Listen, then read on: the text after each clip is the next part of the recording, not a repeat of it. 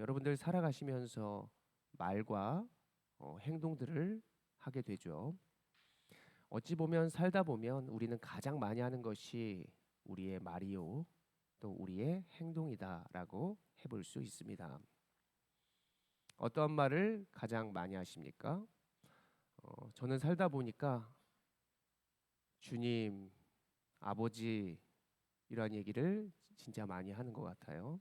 기도할 때도 하나님, 하나님 아버지, 넘어질 때도 아이고 아버지, 주여 아버지 이런 말을 굉장히 많이 하게 되는 것을 보게 됩니다. 그런데 이렇게 주님, 하나님 아버지도 많이 말하지만 세상의 말들도 같이 섞어가면서 교묘하게 하나님 아버지라고 하면서도 세상이 내 삶 가운데 드러나고 또 세상의 말들도 굉장히 많이 하게 되는 것도 보게 되는 것이죠. 우리가 나아가서 하는 행동들은 무엇입니까? 행동들이 다 저마다 다를 것인데 설거지를 하고 집 청소를 하고 직장에서 어떤 다양한 일들을 하고 또 예배도 하는 우리들의 모습이 있을 수 있습니다. 우리가 그것을 왜 하고 있을까? 언제나 우리는 성숙한 사람이라면 내가 말하고 행동한 것을 내가 왜 그랬을까? 왜 그렇게 말했을까라고 하는 질문을 스스로 던져야 지금보다 성숙하고 아름다운 모습으로 살아갈 수 있다고 여겨봅니다. 아멘. 왜 그럴까? 그렇게 되기를 바랍니다라고 하는 마음으로 아멘 하는 것이죠. 아, 짜증나. 왜 그럴까? 짜증나니까 짜증나죠가 아니라 왜 내가 그 상황 가운데 언제나 그 말밖에 할 수 없을까라고 하는 것을 스스로에게 던져봐야 한다는 것입니다. 우리가 하는 이유와 말하는 것을 다 사명이다라고 이해를 해본다면 우리는 그것이 결코 쉽지 않음을 알게 되는 것이죠. 그렇다면 사명은 무엇입니까? 나 스스로 할 수 있는 것이 아니라 하나님이 우리를 불러주신 다음 그것을 함께 하자고 하시는 것이 사명입니다. 또는 하나님이 이미 하셨던 것이 사명이 될 수 있는 것이죠. 그래서 저는 사명이다라고 할 때는 십자가다. 아, 주님 할 수 없어요. 이것이 사명인 경우가 저에게는 많이 있는 것 같습니다. 자녀를 양육하고 가족들을 바라보고 또 교회에 대한 목회와 또 지금 상황에서 더 나은 모습과 또 더 멋진 모습으로 내가 목회를 하고 싶고 교회를 세워가고 싶은데 왜 항상 이렇게 제자리 걸음 같고 앞이 보이지 않지? 그렇다면 사명인 것이죠. 우리가 이왕 하는 것들을 좀 더 멋있게 그리고 좀 더 담대하게 그리고 좀 더 하나님 모습, 하나님이 보시기에 좋은 모습으로 할 수 있는 방법은 과연 무엇일까라고 하는 질문을 던져볼 수 있습니다. 여러분 이러한 말 들어보셨습니까? 피할 수 없으면 즐겨라. 이것은 미국의 로버트 엘리엇이라고 하는 심장 전문 의사 선생님이 자신의 어떤 책에서 글에서 이렇게 처음 했던 그런 말이라고 사람들에게 알려져 있습니다. 이 피할 수 없으면 즐겨라라고 하는 모토가 무엇일까요? 이것은 이제 긍정으로 모든 상황을 진정한 기쁨으로 이렇게 여러분들이 받아들여라라고 하는 마음이 이 속에 있는 것입니다. 앞으로 여러분들의 삶이 뜻대로 되지 않을 것이니 또는 내가 생각한 거와 또 다른 상황들이 펼쳐질 수 있으니 그냥 그러한 상황 가운데 어차피 있을 수 있는 일이야. 그 상황은 누구에게나 있는 일이야 라고 하는 마음으로 먼저는 받아들여라 라고 우리는 이해해 볼 수 있는 것이죠. 이 세상 사람들이 하는 피할 수 없으면 즐겨라 라고 하는 것을 우리가 하나님께로 가져오게 되는 것이라면 무엇이 될까요? 다시 말해 성경적으로 이 말을 우리가 해보자면 무엇일까? 그것은 바로 감사다. 그리고 그것은 믿음이다 라고 이야기를 해볼 수 있습니다. 여러분 믿음을 보시면 곧 믿음 소망을 낳게 되는 것이고 소망은 사랑으로 확장되어지는 확장성을 보여주는 것이고요. 감사하게 되면은 찬양이 흘러나오고 찬양은 곧 하나님께 영광을 돌린다라고 이해해 볼 수 있는 것이죠. 우리의 말과 행동, 그리고 우리가 살아가는 어차피 나아가는 세상이라면 우리는 믿음을 주님께로 가져야 할 것이고 하나님께로 감사를 이렇게 해야 하는 것이다라고 말씀을 드리고 싶습니다. 이렇게 확장되고 풍성해지는 모습들 느껴지시나요? 믿음은 결국 사랑까지, 감사는 영광까지 가져간다는 것이죠. 그래서 우리가 믿는 하나님은 우리의 삶에 이러한 분이 되신다는 것인데 오늘 본문의 33절을 이 정신과 마음 가지고 읽어 보겠습니다. 33절이요. 읽겠습니다. 시작.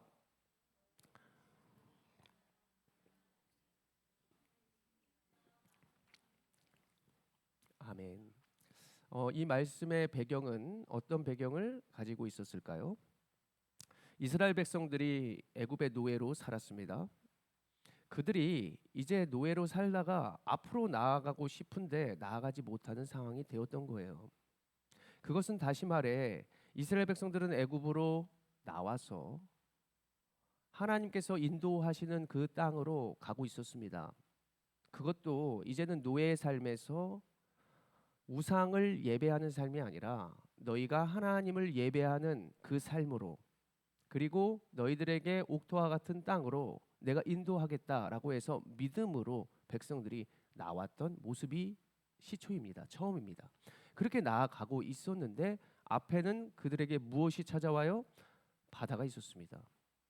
오늘은 강이라고 표현했지만 건널 수 없는 홍해가 그들 앞에 있었던 것이죠. 그런데 뒤를 돌아보니 애굽의 군대들이 수많은 무기를 가지고 그들을 쫓아오게 되더라는 것입니다. 앞은 우리의 마음대로 할 수 없는 상황이 펼쳐졌고 뒤로 돌아보니 두려움이 엄습해 오더라는 것입니다. 그들이 건널 수 없는 바다와 뒤에는 애굽의 군병들이 무기를 들고 따라왔다. 그것도 나는 이미 하나님께서 구원하여 주셨는데, 그리고 이미 내가 하나님의 사람으로서 확신을 갖고 믿음으로 나왔는데 하나님께서 그것을 두려움으로, 문제로 우리에게 찾아오셨다는 것이죠. 백성들이 참 이해가 되지 않습니다. 그래서 백성들이 한 것이 무엇이에요? 불평입니다. 피할 수 없으면 즐기는 것이 아니라 그냥 피하고 싶은 것입니다. 그들이 모세에게 다가가 그럽니다. 애굽에 매장지가 없어서, 애굽에 매장지가 없어서 우리를 여기에서 죽게 하느냐? 너 지금 제정신이냐? 이렇게 따지면서 불평을 하더라는 것이죠. 그러면서 출애굽기 14장 12절에 이렇게 또한 불평하는데요. 12절 같이 한번 출애굽기 14장 12절을 읽어봅니다. 시작. 우리가 이른 말이 이것이 아니냐 이르기를 우리를 내버려 두라. 우리가 애굽 사람을 섬길 것이야 하지 아니하더냐? 애굽 사람을 섬기는 것이 광야에서 죽는 것보다 낫겠노라. 아멘. 불평하는 것입니다. 살면서도 우리도 이러한 것들을 경험해 볼 수 있습니다. 하나님, 나를 구원해 주셨는데 왜 저를 이렇게 살게 하십니까? 구원해 주셨는데 왜 우리 집에 오면 항상 이러한 상황이 펼쳐집니까? 하나님, 내가 주님의 사명 가지고 직장으로 나아가는데 왜 항상 이러한 사람들과 이러한 상황들을 나에게 허락하십니까? 앞으로 가도 내가 그 다음의 스테이지로 넘어갈 수 없는 상황을 주시고 뒤를 돌아보면 또한 그 또한 어떻게 할 수 없는 그런 상황들을 왜 나에게 허락하십니까? 라고 하는 그런 생각, 더 나아가서 이제 불평까지 우리는 하게 될 수도 있는 것이죠. 저도 지난날에 이제 삶의 경제적인 문제 때문에 일을 하게 되었는데 이제 대학을 다 졸업하고 뭐 이렇게 직장 생활을 나아간 것이 아니었기 때문에 이렇게 제대로 된 직장을 이제 찾지는 못했습니다. 그러다 보니까 주의를 이렇게 온전히 지키지 못하는 그러한 일들을 하게 되는 경우가 굉장히 많이 있죠. 주의를 어겨야만 많은 돈을 벌 수 있고, 그리고 제가 생각했던 어떤 금액만큼의 그 정도를 채울 수 있었기 때문에 그러한 직장으로만 전전긍긍하고 있었습니다. 밤늦게까지 일을 하고 그렇게 해야만 우리의 집은 살 수 있었습니다. 그런 가운데 내가 이제 예배를 너무나 안 하고 우상의 삶 가운데, 우상의 문화 가운데 이렇게 살다 보니까 마음이 많이 공허했겠죠. 지난날 하나님의 은혜도 알고, 그리고 모태신앙으로서 예배했을 때 이 감격이, 제가 뭐 문자적으로 언어적으로 말은 해볼 수 없지만 이 내 마음 가운데 굉장한 부족함과 어려움으로 이렇게 찾아오게 되는 것입니다. 그러다가 이제 제가 하나님, 내가 좀 기도해야 될 것 같습니다. 예배를 너무나 안 해서 예배하고 싶습니다라고 하는 마음을 가지고 계속해서 일을 했는데 일이 일찍 끝나질 않는 것입니다.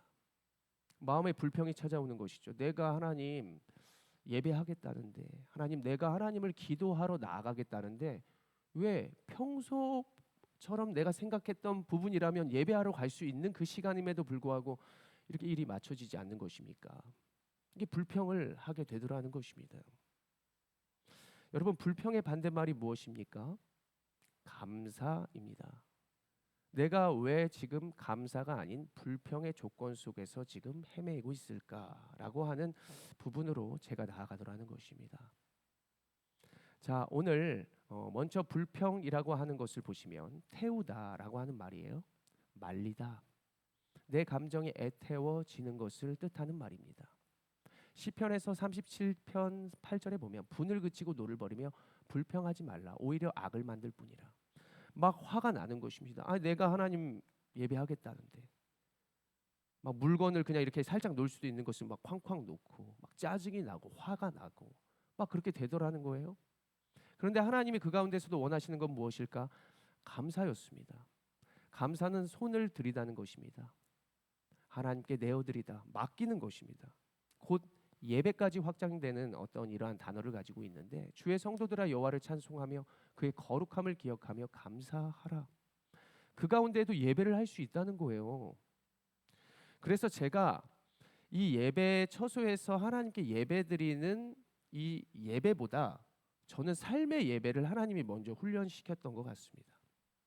동일하게 이스라엘 백성들에게도 구원하여 주신 다음 약속의 땅에서 예배하는 모습보다 진짜 그 위험한 상황과 안 되는 상황에서 예배하는 방법을, 감사할 수 있는 그 모습을 하나님은 훈련을 시켰다라고 이해를 해볼 수 있습니다. 막 불평하고 그 곳에 가서 나는 예배할 수 있는데, 나는 그 서울에 있는 교회 가서 기도해야만 기도할 수 있는데라고 하는 원칙, 그 모습에서 불평하고 있었어요. 그런데 하나님은 아니야. 나는 여기에도 있어. 나는 여기에서도 너의 삶을 받고 여기에서도 너의 찬송을 받는 하나님이야. 라고 하는 것을 깨닫게 해주셨습니다.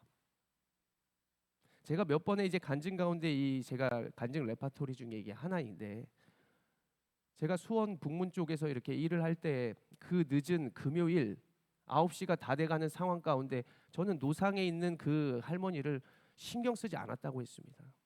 근데 그 할머니는 저를 계속해서 지켜보고 계셨다는 것이에요. 그러면서 저한테 총각 이거 좀 먹으면서 좀 하지. 계속 이렇게 보니까 일을 쉬지 않고 하던데 큰일 난다.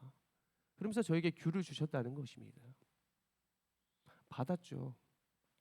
아무 생각 없이 받았고 그분이 누구인지도 몰랐고 신경도 쓰지 않았고, 왜? 나는 계속 그 예루살렘으로 향하여 그 예배를 드려야 한다고만 생각했으니까요. 그러면서 집으로 돌아오는 길에 그 귤을 먹으며 또 하나님께서 준비 허락하신 너는 내 아들이라라는 찬양이 갑자기 라디오에서 흘러나오고, 제가 그 귤을 먹으면서 제 눈에 이 세상의 시야가 완전히 가려지며, 그 눈물 흘리면 안개처럼 쌓이잖아요. 가려지면서 괜히 그냥 눈물이 흐르며 이 귤을 먹으면서 좀 쉬었다 해. 계속해서 저의 모습을 지켜보고 계셨던 그분이 하나님이셨구나. 인간이 되셨다는 건 곧 인격적인 내가 하나님을 경험하게 되는 것이구나. 그렇다면 나를 통해서도 사람들이 예수를 만날 수 있는 것이구나. 이곳에서도 하나님이 나를 계속해서 지켜보고 계셨고 나에게 관심을 가져주셨고, 그 모든 순간의 환경들을 하나님께서 다 만지시면서 세상만 보는, 세상의 모습과 그 상황만 보는 제 눈을 눈물로 가리시며 주님의 눈을, 그 할머니의 눈을 정확하게 저에게 딱 생각나게 하시면서 쉬어가면서 해. 계속해서 보니까 그렇게 하다 큰일 나. 내가 계속해서 너를 지켜보니까 이런 모든 말들이 주님의 음성으로 들리며 찬양이 귀로 들려오게 되는 것이죠. 힘들고 지쳐 낭망하고 넘어져 일어날 힘 없을 때 나에게 찾아와 손 잡아주시고 말씀하셨네. 육신의 아버지뿐만이 아니라 육신의 아버지가 지금 아프시니까 하나님 아버지가 나와 함께 하시는구나. 불평과 감사는 감정에서부터 마음에서 시작한다고 볼 수 있습니다. 우리가 살며 운전을 할 수 있고 밥을 하고 공부를 할 수 있고 직장을 다닐 수 있습니다. 이때 나의 마음이 잘 조절되지 않고 이해가 되지 않는다면 이것은 먼저 불평입니다. 그러나 이 상황도 하나님께서 허락하시고 나를 지켜보고 계시고 언제나 함께 하신다라고 하는 것은 감사의 시작이라 할 수 있습니다. 그때 무엇이 나타나는가? 저를 한번 따라해 봅니다. 변화가 나타난다. 그렇습니다. 오늘 본문을 보십시오. 33절에 띄워보시면 강이 변하여 샘이 변하여 34절을 보십시오. 옥토가 변하여 35절을 보십시오. 변하여 광야가 변하여 마른 땅이 변하여 내가 마음을 가지고 예배할 때 나의 감정이 늘 하나님께 속해 있을 때 이때 하나님이 나를 위하여 준비하신 변화가 내 삶의 변화가 나타나게 된다라고 하나님은 오늘 우리에게 말씀해 주시는 것입니다. 저는 왜 변화가 없어요, 주님? 아니요. 지금 많이 변화되었습니다. 그런데 우리가 더 높은 곳을 향해서 세상을 향해서 나아가다 보니까 큰 변화를 생각하는데 하나님이 계속해서 우리의 마음을 만지시면서 여러분들의 모습들을 변화시켜 가신다는 사실을 꼭 믿으시기를 바랍니다. 만약 우리 몸에 혈압이 있어요. 그러면 세상에서 말하죠. 약을 먹고 살아가면 되지. 더 나아가 세상에서 말해줘요. 약을 먹었어. 그래도 네 마음 가운데 기쁨이 없다면 운동을 해봐. 그 가운데 운동을 하면 너가 활력이 생길 거야 라고까지가 이 세상의 방법일 것입니다. 그런데 이제 최고의 방법은 무엇일까? 우리가 또 하나 해야 하는 것이 오늘 말씀드리고 싶은 것이 한 번 더 따라해 봅니다. 예배입니다. 그렇습니다. 예배가 꼭 주님의 전에 나와서 사도신경하고 주기도문 하고 이것이 예배가 아니라 우리의 마음의 감정이 안 됐을 때 하나님이 이제 바라시는 거예요. 어떤 상황에도 예배하래. 안 돼도 내가 살아가네. 이것을 보여주는 것이 이제는 우리가 한 걸음 더 나아가 해야 할 사명과 우리들의 모습들이기에 하나님은 안 되는 모습 가운데 손을 잡고 손 잡아주시며 우리에게 말씀하시는 것입니다. 너 사랑하는 내 딸이야, 내 아들이야. 나와 함께 이곳에서도 예배하고 함께 나아가자고 주님께서 분명히 말씀하고 계신다는 사실로 여러분들 꼭 믿으시기를 바랍니다. 하나님의 말씀을 이렇게 듣고 우리가 나아가는 인생, 내가 세상의 말과 나의 기준으로만 생각하는 그러한 인생과 예배가 아니라 하나님의 말씀과 또 하나님이 주시는 모든 상황 가운데 내가 민감하게 하나님이 왜 이것을 허락하셨을까? 라고 하는 질문을 우리의 삶 가운데 계속해서 던져본다면 하나님은 모든 것들을 사용하셔서 우리에게 말씀하실 것입니다. 그 말씀으로 우리가 한 걸음 나아가는 것이 여러분들의 삶의 예배요. 그리고 불평 가운데에서 내가 감사하는 것이 여러분들의 삶의 예배가 되는 줄로 꼭 믿으시기를 바랍니다. 오늘 기도할 때요. 우리가 불평하고 안 된다는 것을 하나님 앞에 한번 말씀해 보십시오. 그러면서 하나님께서 주시는 음성을 들어보십시오. 분명히 내가 너와 함께하고 그 가운데 계속해서 원했던 그 하나님의 마음을 하나님께서 깨닫게 하실 것을 여러분들 꼭 믿으시길 바랍니다. 우리가 이 시간 이 말씀 후에 이제 기도할 터인데요. 기도하고 주님의 음성을 많이 듣고 그리고 우리의 삶이 정말 아름답고 가치 있게 살아가는 모습들이 되시기를 축원합니다.